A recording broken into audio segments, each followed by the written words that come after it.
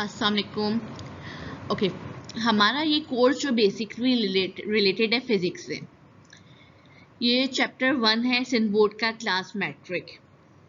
ठीक है, इसमें बेसिकली स्टार्ट हम अगर देखें, हमारा यूनिवर्स, अल्लाह ताला ने इस यूनिवर्स को क्रिएट किया।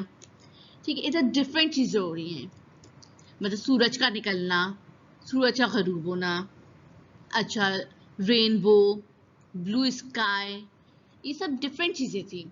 जैसे दो पत्थरों को रगड़ते थे पहले लोग, इससे आग प्रोड्यूस होती थी, डिफरेंट चीज़ें हो रही थी।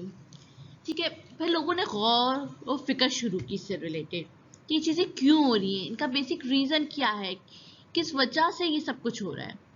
ठीक है, तो फिर इन्होंने क्या किया, स्टडी करना शुरू की, डिफरेंट चीज़ें स्टडी की, उन चीज़ों को स्टडी की, डिफरेंट एक्सपेरिमेंट्स परफॉर्म किए, ओके, मतलब उनसे डिफरेंट रिजल्ट जनरेट किया। ठीक है, ये सब चीज़ें की। इससे क्या हुआ, एक मतलब नया न्यू एरा शुरू हो गया। ठीक है, तो उस मतलब वो बेसिकली स्टार्टिंग थी हमारे साइंस की। ठीक है, तो साइंटिस्ट ने क्या किया, साइंटिस्ट या लोगों ने स्टडी करनी शुरू की साइंस से रिलेटेड। ठीक है, फिर जब ये जाहिर बात है, हमारा हमारा जो यूनिवर्स है बहुत बड़ा है, डिफरेंट चीज़ें हो रही हैं, डिफरेंट मतलब अगर ह्यूज मतलब यूनिवर्स है, उसमें बहुत सारी चीज़ें, अगर हम उनको स्टडी करना चाहें, उनको किसी सिंगल ब्रांच में हम स्टडी नहीं कर सकते।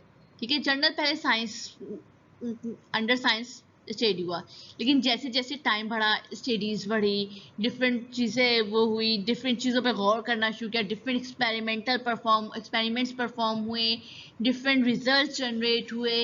इन तमाम चीज़ों को under under one branch study करना पॉसिबल नहीं था, तो उन्होंने क्या किया, उनको फर्दर ब्रांचेस में डिवाइड किया। ठीक है, फर्स्ट ब्रांच क्या थी, फिजिकल साइंस,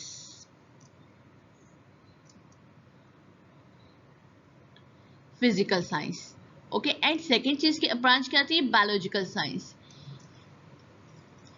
ठीक है, जितनी भी नॉन लिविंग से रिलेटेड जितनी भी स्टडीज थी, नॉन लिविंग थिंग से रिलेटेड जितनी स्टडीज थी, उन तमाम को under the umbrella of physics, जितनी भी नॉन लिविंग थिंग से रिलेटेड स्टडी थी, उनको किस ब्रांच के अंडर स्टडी किया, फिजिकल साइंसेस के। ठीक है, और इसी तरह जो भी स्टडी हुई, जितनी भी स्टडी हुई लिविंग थिंग से रिलेटेड, वो किसके अंडर हुई, बायोलॉजिकल फिजिक्स, वो बायोलॉजिकल फिजिक्स से रिलेटेड हुई। मतलब हमने जितनी नॉन लिविंग से रिलेटेड स्टडी की वो फिजिकल साइंस के अंडर की, जितनी नॉन लिविंग थिंग से रिलेटेड स्टडी की, सॉरी, वो फिजिकल साइंस से रिलेटेड थी, और जितनी नॉन लिविंग थिंग से रिलेटेड थी, जितनी लिविंग थिंग से रिलेटेड थी, वो बायोलॉजिकल फिजिक्स के अंडर थी, और non living things physical science के अंडर थी। ठीक है, अक्सर क्या होता है, इस तरह के एमसीक्यूज आ सकते हैं कि फिजिक्स जो है किसकी ब्रांच है, फिजिकल साइंस की या बायोलॉजिकल साइंस की। देन फिजिक्स किसकी ब्रांच है, फिजिकल साइंस की, कि फिजिक्स में हम क्या स्टडी कर रहे होते हैं, non living things, we study the properties behaviours of non living things. So physical science की ब्रांच है, केमिस्ट्री सेल्फ फिजिकल साइंस की ब्रांच है, जियोलॉजी फिजिकल साइंस की ब्रांच है।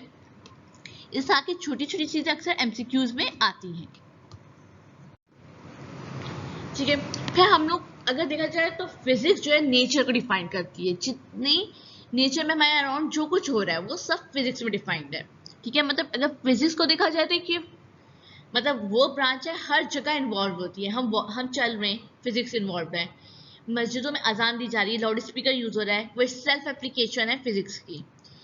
ठीक है, मतलब जब मार्च पास कर रहे होते हैं उसमें भी मतलब कहीं ना कहीं फिजिक्स इन्वॉल्व होती है। तो मतलब हम कह सकते हैं फिजिक्स जो है हमारी फंडामेंटल ब्रांच है साइंस की, या हमारी फिजिक्स जो है वो नेचर को एक्सप्लेन कर रही है। ठीक है, लेकिन इन टर्म्स ऑफ हम अगर एक्सप्लेन करना चाहते हैं एग्जाम में, तो हम फिजिक्स को कैसे एक्सप्लेन करते हैं, physics is defined as the branch of science which deals interaction of matter with energy. In other words, physics is the branch which explains the properties of matter. Nowadays physics is used for production of energy and their mutual relationship. Means हम किसी भी matter के बारे में पढ़ रहे होते हैं, वो किससे और मैटर और उसकी एनर्जी के ताल्लुकात, मीन्स उसकी एनर्जी के रिलेशन बता रहे, एक्सप्लेन करती है, उनकी इंट्रैक्शन एक्सप्लेन कर रहे होते हैं, वह हमारी क्या होती है, फिजिक्स। या हम दूसरे वर्ड्स में ये भी कह सकते हैं फिजिक्स क्या एक्सप्लेन कर रहा है, प्रॉपर्टीज ऑफ मैटर, ठीक है। और हम एक चीज यहाँ पर एक वर्ड यूज कर रहे हैं, production of energy and there mutual relationship. हम फिजिक्स में एक चीज पढ़ते हैं कि जैसे हम लोग सोलर सेल्स यूज कर रहे होते हैं फिजिक्स में, सोलर सेल्स पढ़ते हैं, सोलर सेल से क्या होता है, हम कहते हैं एनर्जी प्रोड्यूस हो रही है, सोलर एनर्जी, ठीक है। फिर हम लोग पढ़ते हैं सोलर एनर्जी कैसे हीट एनर्जी में भी चेंज होती है, कैसे दूसरे ब्रांच ऑफ एनर्जी में भी यूज होती है, ठीक है। जैसे सोलर सेल लगा दिया तो क्या हुआ, उसे सोलर एनर्जी मिली, ठीक है। अब हम लोग के उस सोलर एनर्जी को हम एज अपने घर एज इलेक्ट्रिकल एनर्जी भी यूज कर रहे होते हैं। तो इन सब के जो रिलेशनशिप है आपस में, वो भी हम किस में पढ़ते हैं, फिजिक्स में। मीन्स फिजिक्स जो है एक इंतहाई इंटरेस्टिंग सब्जेक्ट है। अगर इसमें हम कॉन्सेप्ट क्लियर करके चलें तो फिजिक्स बहुत इंटरेस्टिंग है। मतलब फिजिक्स हम नेचर पढ़ेंगे, different inner types of energy, उनके रिलेशनशिप्स, कैसे एक फॉर्म ऑफ एनर्जी दूसरी फॉर्म ऑफ एनर्जी में चेंज होती है, कैसे हर चीज में फिजिक्स इन्वॉल्व है, इवन कैसे जो फोर्सेस मार्च पास कर रही होती हैं तो उसमें भी मतलब कहीं ना कहीं फिजिक्स इन्वॉल्व है, और कहीं कहाँ कैसे रेजोनेंस क्रिएट हो रहा है, सब चीजें हम फिजिक्स में पढ़ेंगे। ओके, इससे पहले जैसे हमने डिस्कस किया कि साइंस की दो ब्रांचेस में डिवाइड किया था, that two branches are physical science and biological science. Physical science कौन सी थी, जिसमें हम नॉन लिविंग थिंग्स की को डिस्कस करते थे, और फिजिक्स जो है वो इटसेल्फ ब्रांच है फिजिकल साइंस की, ठीक है। देन हमने फिजिक्स की डेफिनेशन पढ़ी कि फिजिक्स क्या है, interaction of matter and energy. Now हम डिस्कस करेंगे ब्रांचेस ऑफ फिजिक्स, ठीक है। ब्रांचेस ऑफ फिजिक्स में फर्स्ट ब्रांच कौन सी है हमारे पास, मैकेनिक्स। फर्स्ट ब्रांच कौन सी है, मैकेनिक्स। बेसिकली मैकेनिक्स जो ब्रांच है, when a body is in motion, जब भी कोई बॉडी मोशन में होती है यानी मूव कर रही होती है तो हम उसे डील करते हैं मैकेनिक्स में। Mechanics is basically a branch of physics. Mechanics is basically a branch of physics, a branch of physics which deals with the motion of bodies. When a body is motion, we deal it in mechanics. The next branch is astrophysics. Astrophysics is a branch of physics in which we discuss space. Means जब भी हम अपने space को study करते हैं, अपने universe को study करते हैं, ठीक है, बर्थ ऑफ यूनिवर्स को, इन सब चीज़ों को स्टडी कर रहे होते हैं, वो किस ब्रांच में स्टडी करते हैं, astrophysics. Okay, when we deal with space और universe, that branch of physics is called astrophysics.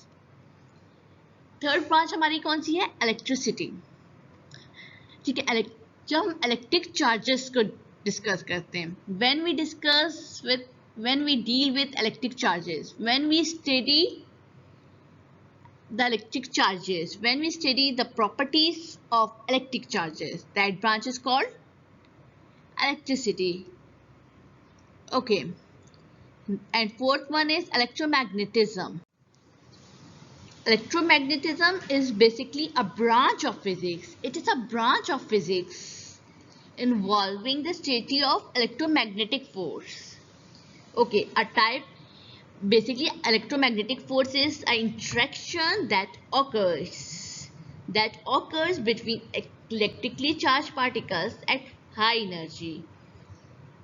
Okay, means when we discuss electromagnetic forces, that branch of physics is called electromagnetism.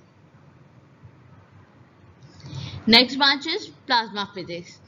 हमें जैसे पता है कि 3 states of matter हम पढ़ते आए हैं, सॉलिड, लिक्विड एंड गैस, ठीक है। इसी तरह हम लोग 4th स्टेट ऑफ मैटर होती है, वो स्टेट ऑफ मैटर क्या है, प्लाज्मा फिजिक्स।